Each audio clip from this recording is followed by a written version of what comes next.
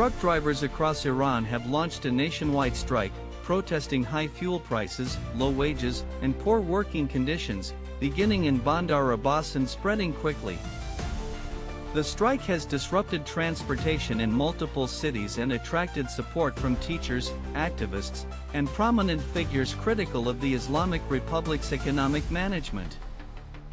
Drivers are demanding a raise in freight rates, reduction in insurance fees, and improvements in road safety, citing worsening conditions and rising operational costs as reasons.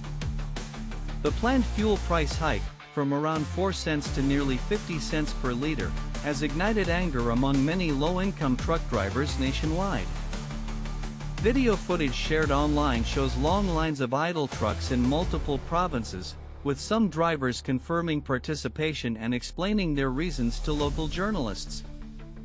The government has responded with a mix of acknowledgement and suppression, discussing the matter in cabinet meetings while reportedly arresting several striking drivers in key cities. State media continue to portray the situation as under control, showing images of normal traffic and claiming that transportation remains unaffected in most regions. Despite this, reports from the ground show major disruptions, especially in provinces like Hormozgan, Fars, Kerman, and Kermanshah, where drivers have parked their trucks. Support has come from figures like filmmaker Jafar Panahi, who called for national strikes, and Nobel laureate Narges Mohammadi, who praised the drivers' bravery. Panahi urged Iranians to protest until the government ends corruption and violence, saying the regime's leaders have stolen their happiness and sense of belonging. Mohammadi emphasized the protest's democratic character and its ability to reveal widespread dissatisfaction, despite the fear imposed by Iran's security forces. The strike highlights a critical shift. Civil society appears more responsive, coordinated, and proactive than exiled opposition groups or formal political factions. While exiled groups struggle with infighting and strategy, working Iranians are organizing, acting, and forcing issues onto the national agenda through direct action. This strike, like past protests in 2018 and 2019, started over economic concerns but may evolve into a broader challenge to government legitimacy.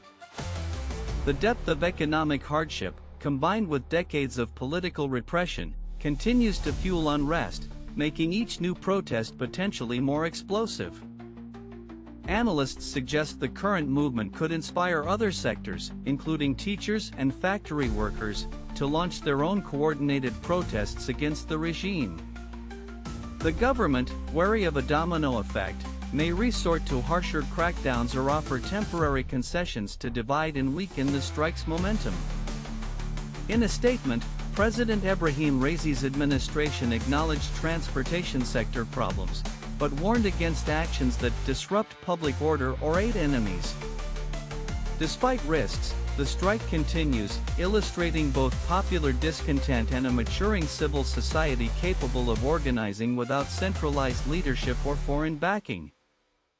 Observers believe this grassroots activism signals a new phase in Iran's internal struggle, one rooted in local grievances but charged with political meaning. What happens next may depend on how long drivers can hold out and whether public support grows or government pressure forces a retreat. Either way, the truckers' strike marks a powerful expression of civic resistance and a sign of Iran's deepening crisis, both economic and political.